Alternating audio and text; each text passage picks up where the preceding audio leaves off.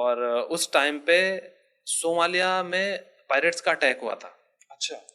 तो उस टाइम पे लुटेरे मतलब? हाँ, लुटेरे, समुद्री लुटेरे थे। तो उस टाइम पे मौत को, जो मृत्यु के डर को और अनसर्टेनिटी को बहुत पास से देखने का मौका भी मिला। आत्मा के ज्ञान वाली, या हमें इस शरीर को छोड़ के आत्मा के लिए भी कुछ खुराक चाहिए, वैसा कुछ नहीं था। उन्होंने बोला कि हाँ, बापूजी का ध्यान करना है तो आप मेरे साथ बैठो।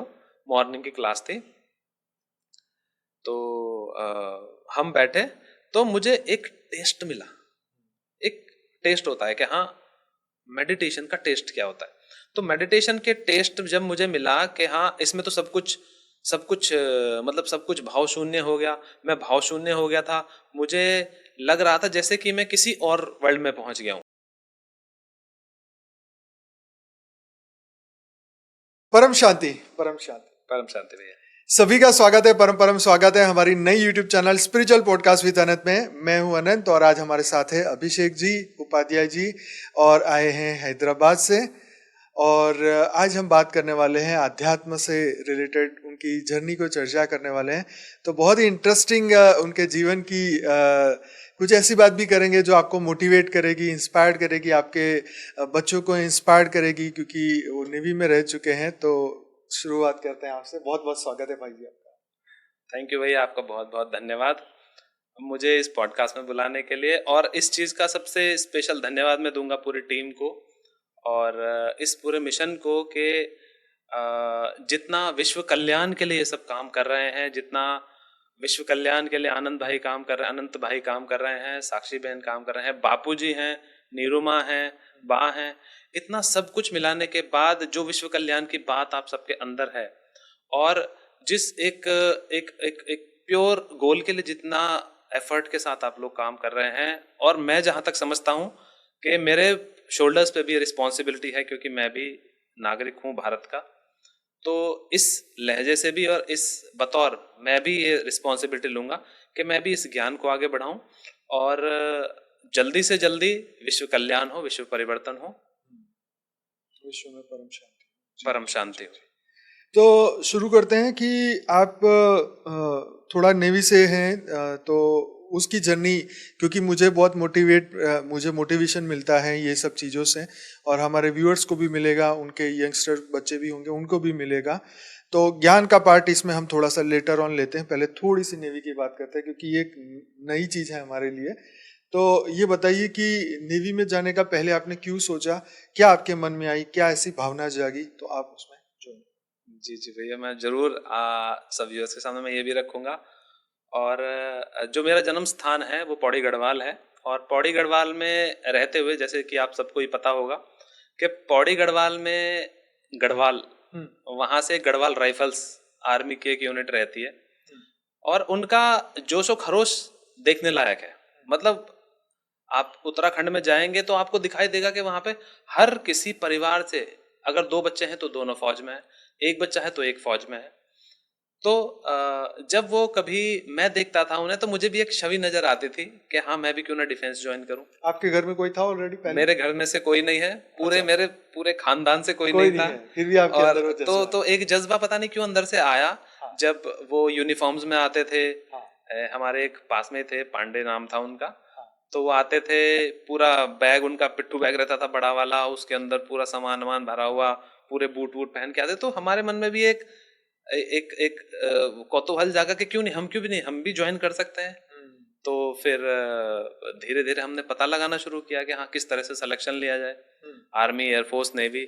और उस टाइम पे एनडीए का एक बहुत इम्पोर्टेंट स्लोगन चल रहा था कि do you have it in you, क्या आपके अंदर है वो जोश, वो जुनून। तो वो बड़े बड़े जो स्लोगन होते थे, बड़े बड़े उनके बैनर होते थे, तो बहुत हमको बहुत आकर्षित करते थे कि क्यों ना डिफेंस ज्वाइन किया जाए।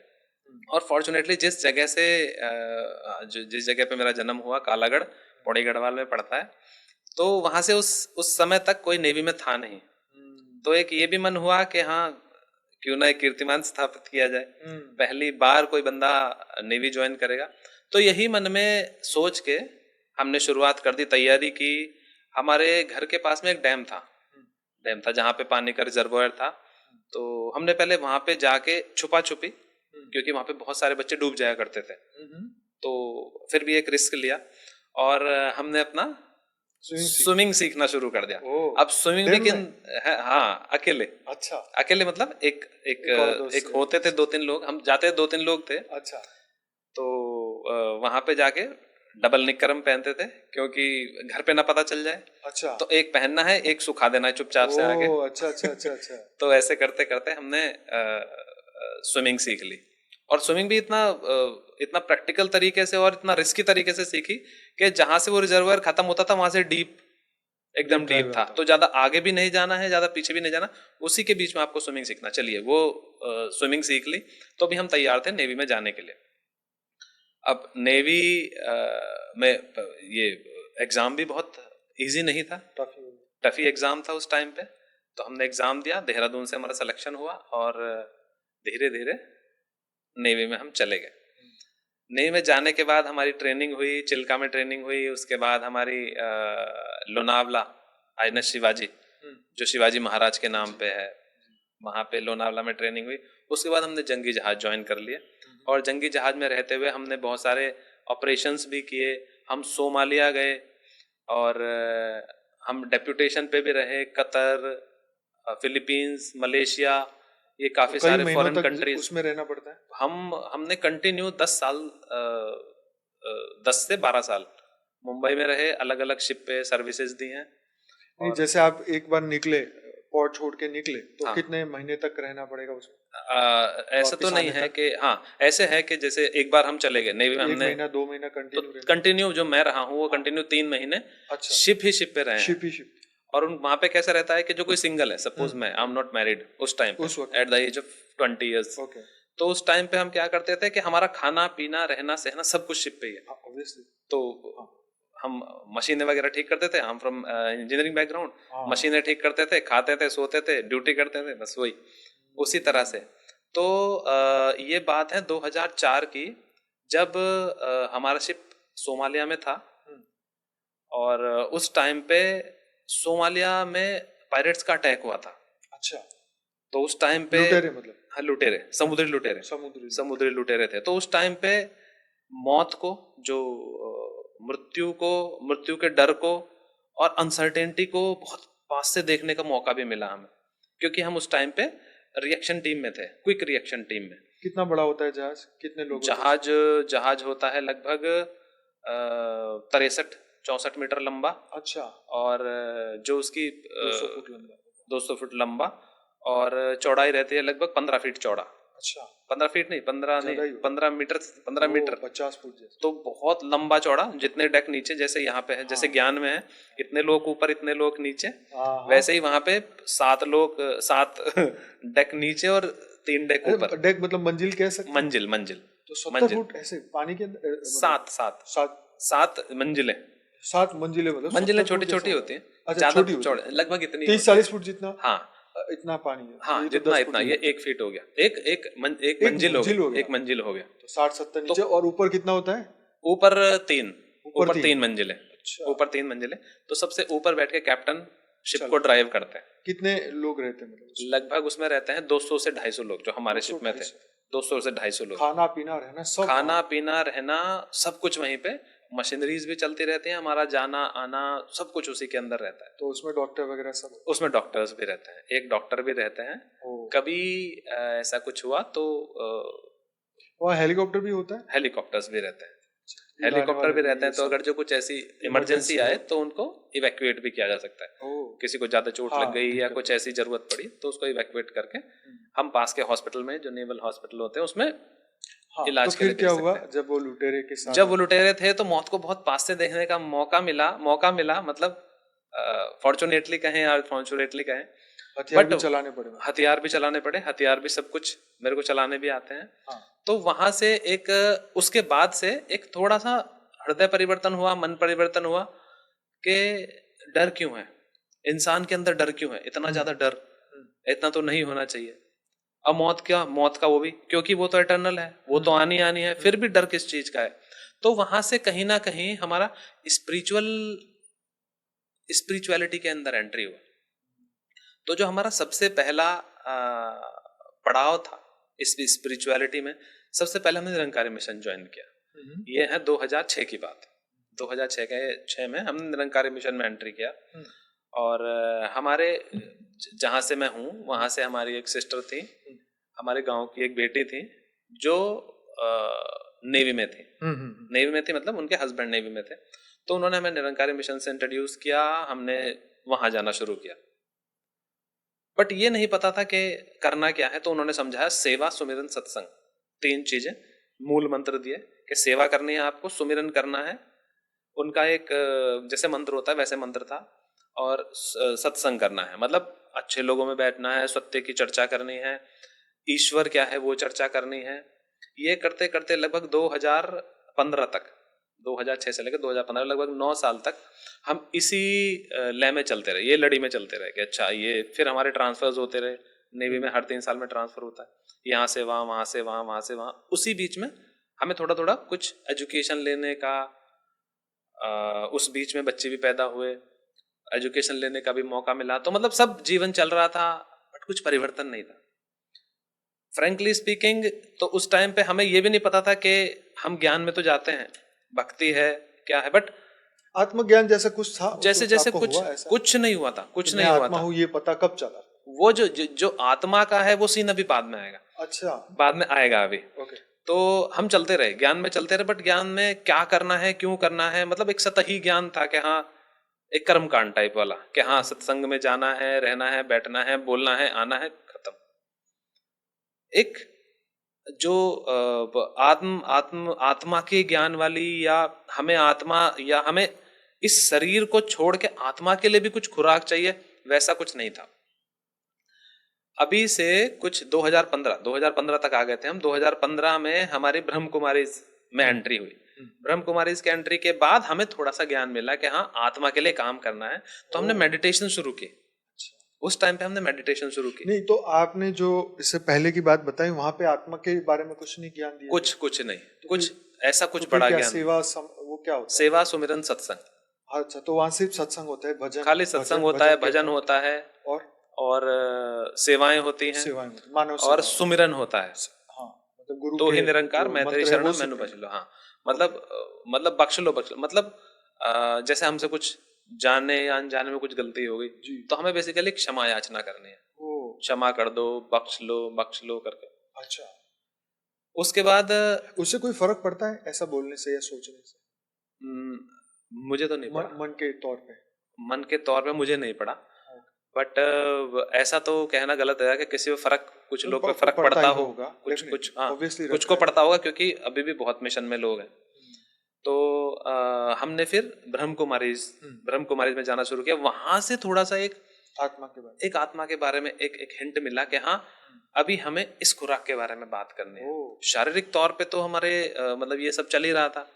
स्पिरिचुअलिटी में कहने के लिए हम घुस भी गए थे, स्पिरिचुअलिटी हम चल भी रहे थे, बट एक जो खुराक होती है जो मन को चाहिए, जो रियली खुराक होती है कि हाँ मुझे अपग्रेड करने के लिए, अपने आप को आध्यात्मिक तौर पे आगे बढ़ाने के लिए जो मुझे चाहिए वो मेरे जीवन में नहीं था।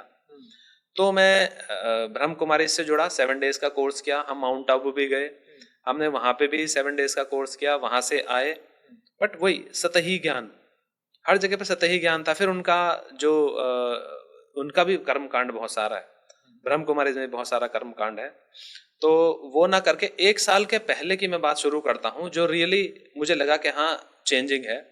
1 साल पहले जब पहली बार बापू जी के ध्यान में मैं, हमारी धर्मपत्नी है पूनम उपाध्याय, तो उनके साथ में बैठा कि उन्होंने बोला कि हाँ बापू जी का ध्यान करना है तो आप मेरे साथ बैठो। मॉर्निंग की क्लास थी तो हम बैठे, तो मुझे एक टेस्ट मिला। एक टेस्ट होता है कि हाँ मेडिटेशन का टेस्ट क्या होता है। तो मेडिटेशन के टेस्ट जब मुझे मिला कि हाँ इसमें तो सब कुछ मतलब सब कुछ भाव शून्य हो गया, मैं भाव शून्य हो गया था। मुझे लग रहा था जैसे कि मैं किसी और वर्ल्ड में पहुंच गया हूँ। तो मैंने कहा ये तो बहुत अच्छा लगा। तो वाइफ ने बोला तो आपको भी ज्वाइन करना चाहिए। तो मैंने कहा ठीक है, तो एक काम करो, पहले मुझे बताओ क्या है। बोला नहीं ऐसे नहीं, आपको खुद देखना पड़ेगा क्या है, किस तरह से है। आप वीडियो सुनो, वीडियो सुनने के बाद आप ज्ञान की चर्चा करो, फिर हम बात करेंगे। तो ये करते करते हमारा थोड़ा सा ऑफिस का भी शेड्यूल था, वो तो वैसे मेरा एक्सक्यूज है, ऑफिस का था, समय सबके पास 24 घंटा है, जितने मैंने समय दिया उतना मेरे को ज्ञान हुआ। आते आते फिर हमें अनुभूति की बात करते कि अनुभूति कहाँ से शुरू हुई। जो मुझे बताया गया था, जो मुझे पूनम जी से भी पता चला कि हाँ आप यहाँ पे ध्यान करो, अपना यहाँ पे ध्यान करना है आपको, तो मैंने ध्यान करना शुरू किया। और ध्यान में जो मैं अपना एक्सपीरियंस बताऊं तो एक्सपीरियंस वाइज मैं कहूँगा कि ज़्यादा एक्सपीरियंस मेरा मैक्सिमम 4 से 5 बार हुआ है जो मैं जुड़ा हूँ और मुझे एनर्जी मिलनी शुरू हुई है। ऐसे 4 से 5 ही बार हुआ है इस 1 साल के दौरान। पर जब मैं यहाँ पे आया, जब मैं सेंटर पे आया 25th को हम यहाँ पे सेंटर पे आए, तो यहाँ का जो ऑरा है और यहाँ की जो पॉजिटिविटी है, वहाँ पे मेरा जुड़ाव बहुत ज़्यादा हुआ। वहाँ पे जो मुझे पहले जो टेस्ट मिला था वो मिला था कुछ 3 या 4 मिनट का, 3-4 बार या 5 बार मैक्सिमम। बट यहाँ पे आने के बाद जो पॉजिटिविटी फील हुई, जो मैंने लोगों से बात की, जो मैंने यहाँ का जितने भी लोगों से मेरी बात हुई, जैसे उनका एक्सपीरियंस सुना, जैसे उनकी अनुभूति सुनी, तो मुझे अभी एक रिस्पॉन्सिबिलिटी भी फील हो रही है कि विश्व परिवर्तन के लिए और अपने आप को बढ़ाने के लिए, अपनी अनुभूति करने के लिए, जिससे कि मैं भी इस यात्रा में शामिल हो सकूं कि हमें इस पूरे परिवर्तन को एक साथ में इसमें शामिल होना है। और मुझे भी इसमें कुछ करने के लिए एक नई सीख सी मिली है कि मैं भी इसके लिए कुछ करूं। तो मैं एक रिस्पॉन्सिबिलिटी लेके अब यहाँ से जाऊंगा और इस ज्ञान को भी आगे फैलाऊंगा, कम से कम अपने ऑफिस से शुरू करूंगा। बहुत सुंदर। तो इस तरह से था भैया। बाकी आपसे भी मुझे काफी कुछ सीखने को मिला है कि मुझे आगे कैसे बढ़ना है, कितना त्याग चाहिए और कितना पुरुषार्थ करना पड़ेगा, मैं भी अभी देख पा रहा हूँ भैया।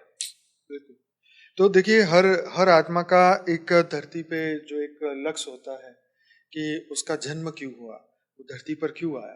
तो हमें ये सोचना है कि हम क्यों धरती पर आए, और विश्व कल्याण का जो बाकी पार्ट है जो हमारे लिए छोड़ा गया है परमात्मा ने, उसके ऊपर हम अगर मिल के सोचें तो हम बहुत ही अच्छा कार्य कर सकते हैं, है ना। तो ये हर आत्मा के लिए ये मैसेज है कि अपने अंदर सबसे पहले स्व परिवर्तन की शुरुआत करें, आत्मा जागृति की शुरुआत करें कि हमारी आत्मा परमात्मा ने ऐसी अनंत सूर्यों की शक्ति से बनाई, तो वो शक्तियों को कैसे जागृत करे, कैसे डेवलप करे, अपनी शक्तियों को भरपूर उपयोग करके विश्व में परम शांति के वाइब्रेशन हम फैलाएं। तो ये हमारी ड्यूटी वहीं से शुरू होती है। तो मैं आपसे ये जानना चाहता हूँ कि आप यंगस्टर्स को और क्या सलाह देना चाहते हैं, कैसे वो आगे बढ़े। जी भैया, ये तो बहुत अच्छा सवाल भी है और मैं भी इस बारे में बात करना चाह रहा था कि जो हमारे यंगस्टर्स हैं उनके पास अभी क्या है, उनके पास जो मैं कहूँ उनके पास दो चीज़ें हैं। एक उनकी सबसे इम्पॉर्टेंट चीज़ जो उनकी एक कहें पॉजिटिव चीज़ भी है और एक नेगेटिव चीज़ भी। आजकल को जो यूथ है, जो मैं समझता हूँ वो सबसे ज़्यादा इंगेज है टेक्नोलॉजी में और फोन्स में। तो मैं कहूँगा कि इन दोनों ही चीज़ों का हम मिसयूज भी कर सकते हैं और यूज भी कर सकते हैं। अगर जो हम इसका मिसयूज करें तो हम काफी अधोगति में भी जा सकते हैं, और अगर जो हम इसका यूज करें तो जहां तक मैं सोचता हूँ और जहां तक मैं देख रहा हूँ, मैंने यहाँ पे भी काफी यंगस्टर्स से बात करी, मुलाकात करी, और मुझे जो सीखने को मिला यहाँ पे कि अगर जब हम इस यंग फोर्स को, जो ये हमारी यंग फोर्स है, जो जिसको मैं कहूँगा हमारे यंग माइंड्स, ब्रिलियंट चाइल्ड, अगर जो हम इनको बेसिक लेवल से ही एक ज्ञान के साथ इनका सूत्र बांध दें, अगर जो इनको हम अभी से ही इनके डीएनए में वो चीज डाल दें कि हाँ आपको इस पर्टिकुलरली अपना जीवन यापन, ठीक है जीवन यापन एक तरह से ठीक है, हाँ, बट उसके साथ में अगर जो इस ज्ञान की चर्चा रखें उनके साथ में, और इस ज्ञान को आगे कैसे बढ़ाना है, क्योंकि अभी जो इसके सब्सक्राइबर हैं वो 50 लाख हैं, और मैं कहूँगा कि इसको जल्दी से जल्दी आगे बढ़ाने के लिए और हर किसी इंसान तक, हर किसी आत्मा तक इस ज्ञान को पहुंचाने के लिए अगर प्रोपेगेशन हमें चाहिए, फास्ट गति से चाहिए, तो यंगस्टर्स जो हैं वो इसका सबसे बड़ा काम कर सकते हैं। तो मेरा सभी यंगस्टर्स को यही संदेश है, यही रिक्वेस्ट है, यही अपील करूंगा मैं कि आप जितना ज्यादा से ज्यादा समय इस ज्ञान को दे पाएं, खुद से समझने में और फिर अगले को प्रोपेगेट करने में, अगले को हैंडओवर करने। क्योंकि एक तो होता है कि हाँ मेरे तक ज्ञान रहे, बट आजकल वो नहीं है। आजकल गूगल पे सब कुछ अवेलेबल है। गूगल पे अपलोड कैसे करना है, वहां से डाउनलोड कैसे करना है, हर किसी अपने दोस्त तक, हर किसी परिवार तक, हर किसी इंसान तक, चाहे बंदा हो या बंदी हो, उस तक हमें ये ज्ञान को पहुंचाना है। जितना जल्दी से जल्दी ये ज्ञान सब तक पहुंचेगा, हर किसी को इस ज्ञान की प्राप्ति होगी, उतना जल्दी इस मिशन का काम कंप्लीट होगा और हम विश्व परिवर्तन के लिए अपने आप को और अपने साथ के लोगों को तैयार कर पाएंगे। तो जैसे थियरी ऑफ कर्म है, लाइफ आफ्टर डेथ है, ब्रह्मांड का ज्ञान, यूनिवर्स का ज्ञान, ऐसा कौन सा पॉइंट आपको ऐसा लगता है कि हमारे यंगस्टर्स को सबसे पहले जानना चाहिए? जो मुझे लगता है, मैं हिंदी मीडियम का हूँ, हिंदी मीडियम से मैंने पढ़ाई की जी। तो जो मैं रखूंगा यंगस्टर्स के सामने, बोलूंगा तो हिंदी में बट उनको समझ में आएगा। प्रेरित विद्युतवाहक बल सदैव उस कारण का विरोध करता है जिससे वो स्वयं उत्पन्न होता है। अगर एक फादर ने, उसको थोड़ा सा एक्सप्लेन करिए, उसका क्या मतलब? हाँ, उसका मतलब मैं एक एग्जाम्पल से, अच्छा उसके बाद एग्जाम्पल नहीं, पहले एग्जाम्पल दे देता हूँ, अच्छा, फिर उसको समझाऊंगा, इंग्लिश में भी समझाऊंगा। अगर एक फादर है, अगर उस फादर के पास बहुत ज्यादा माया है, माया इन द सेंस पैसा है, गाड़ी है, बंगले हैं और बहुत सारी माया है, बहुत सारी ऐश्वर्य है, तो उसका बेटा इन सब चीजों को खर्च करेगा। ओके, एक छोटी सी बात है, उनका बेटा उस सारी चीजों को खर्च करेगा और धीरे धीरे वो उस चीज का फिर अपोज करना शुरू कर देगा। अच्छा। एक तरह से अपोज करना शुरू कर देगा, मतलब वो खर्चेगा जिससे कि वो खत्म हो, जल्दी जल्दी खत्म हो। प्रेरित विद्युतवाहक बल जो है, that is called induced current. Induced current always repel to the same thing from where it has been generated.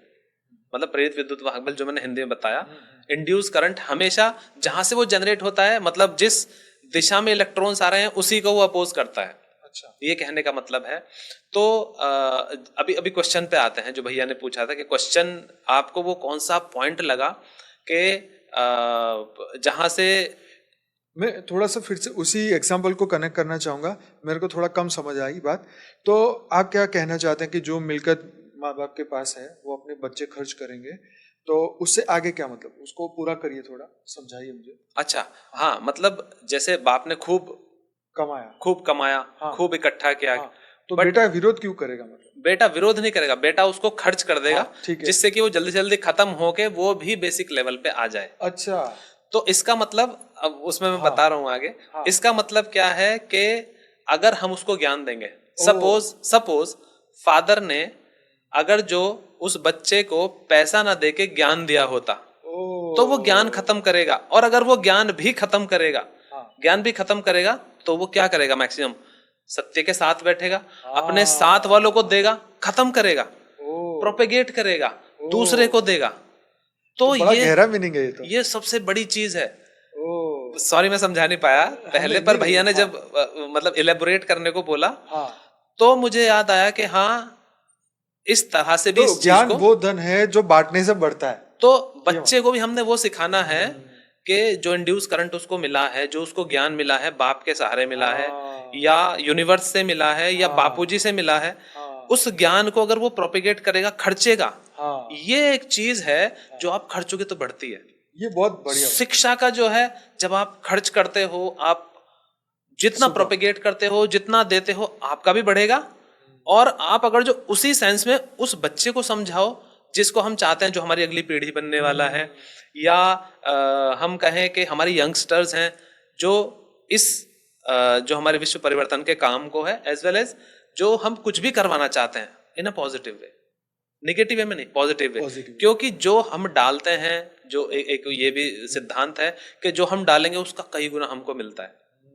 अगर हम बच्चे को सही राह पे डालें, शुरू में हो सकता है वो अपोज करे थोड़ा बहुत, कि नहीं मेरे को ये लाइन पसंद नहीं है, या मैं ये परोपकार के काम नहीं करना चाहता हूँ। ऑब्वियसली शुरू में होगा, शुरू उसको सत्य की जानकारी नहीं, उसको जानकारी नहीं है कि हाँ जो पूरा विश्व है, पूरी कायनात है, किस तरफ को जा रही है। बट धीरे धीरे उनको भी अंडरस्टैंडिंग आएगी, जैसे जैसे उन्हें पता चलेगा कि हाँ जो बापूजी ने कहा है वो सत्य हो रहा है, उन्होंने एआई के बारे में बताया था वो सत्य हो रहा है। अभी हम जितने भी कर्मकांड देखते हैं, जैसे जो कुछ भी चल रहा है संसार में, जितने चेंजेस हो रहे हैं, अगर हम उनको देखें तो हमें पता चलता है कि हाँ, हमें बच्चों को ये शिक्षा, भी बहुत सारे लोग हैं जो अपने बच्चों को काफी बड़े बड़े स्कूलों से निकाल के गुरुकुल में डाल रहे हैं। एग्जैक्टली, ये देख रहा हूँ मैं ट्रेंड।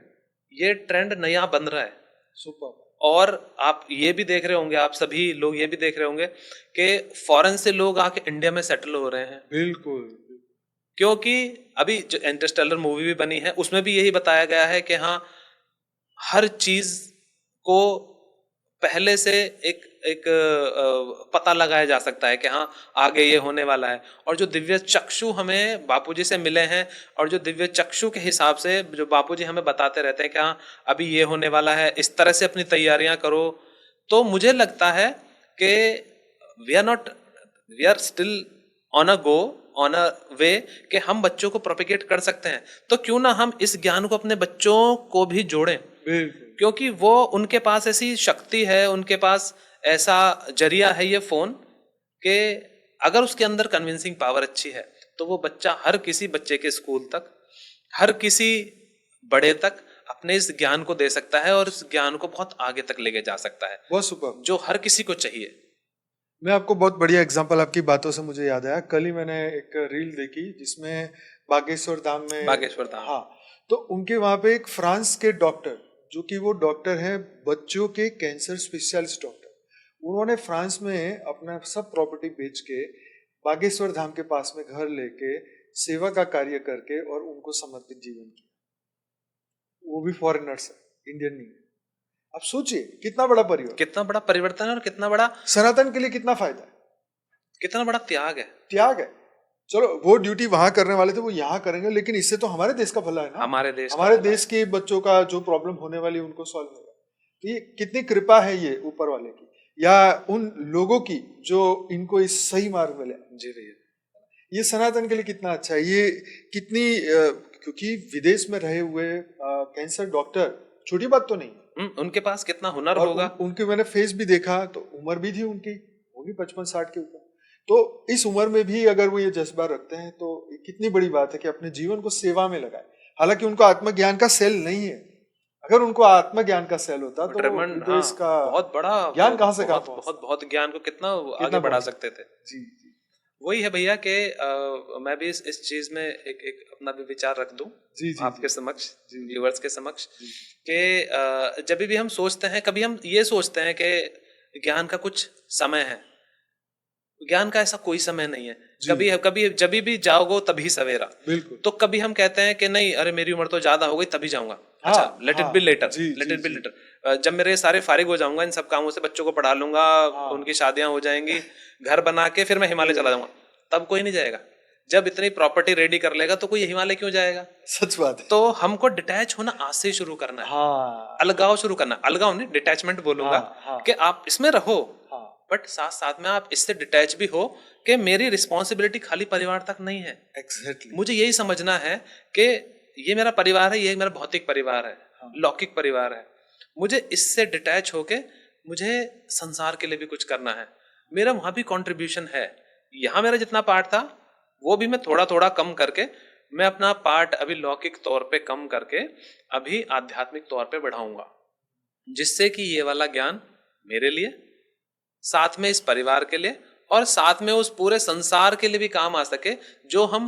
जो एक कल्पना की थी कि हाँ वसुधैव कुटुंबकम, सारा 800-700 करोड़ जितने भी अभी पूरे धरती पे लोग हैं, वो सब मिलके एक सूत्र में पिरो के, एक सूत्र में बंध के, और एक साथ परिवर्तन का कार्य कर पाए, जिससे कि काम भी आसान होगा, और साथ में हमें ये भी पता चलेगा कि हाँ हमें एक दूसरे से कुछ सीखने को भी मिल रहा है। अच्छा, ये इतने कम उम्र का बच्चा है, ये कितना अच्छा ज्ञान की बात बताता है, कितना अच्छा डिस्कशन करता है, तो हर किसी में कौतूहल जागता है कि हाँ मैं भी आगे बढ़ूं, ज्ञान के क्षेत्र में आगे बढ़ूं, ज्ञान को फैलाऊं, क्योंकि हमारे ऊपर भी रिस्पॉन्सिबिलिटी है, परिवार के अलावा भी हमें वो समझना जरूरी है। इसलिए बापूजी ने परम शांति के साथ साथ एक मंत्र दिया, बेहद की परम शांति। जैसे कहा भाई ने कि वसुधैव कुटुंबकम, मतलब हमारा विश्व, तो विश्व को हम समझते हैं कि ये पृथ्वी, ये गैलेक्सी या ये ब्रह्मांड, लेकिन बापूजी कहते हैं कि बेहद की परम शांति।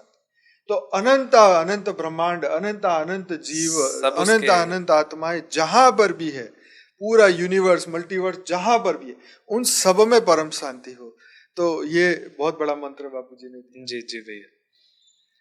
तो बहुत ही अच्छा लग रहा है आपसे बात करके। जब विचार मिलते हैं, जब नई इंस्पिरेशन मोटिवेशन मिलती है, तो समाज में इसका असर जाता है और बहुत सारे लोगों को इस मार्ग में जुड़ के आगे बढ़ने का एक मौका मिलता है, नए नए दिव्य आत्माओं से मुलाकात होती है। तो और कुछ कहना चाहेंगे भैया जो मैंने नहीं पूछा? मैं तो यही कहना चाहूँगा जी। कि जो भी इस कार्यक्रम को देख रहे हैं, ये बहुत बड़ी मुहिम है। मैं तो कहूँगा अभी इसका 5% भी पूरा नहीं हुआ है, जितने लोगों को हमने जोड़ना है, जितने लोगों तक ये ज्ञान पहुंचाना है।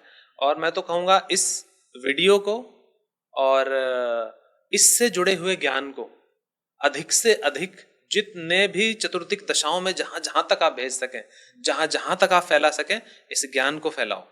इस ज्ञान को फैलाने से अगर विश्व का कल्याण हो तो बहुत अच्छी बात है, क्योंकि धीरे धीरे समय निकल रहा है और जैसे जैसे समय निकल रहा है हम एक ऐसी स्थिति में जा रहे हैं जहाँ पे हमें संभलना मुश्किल होगा।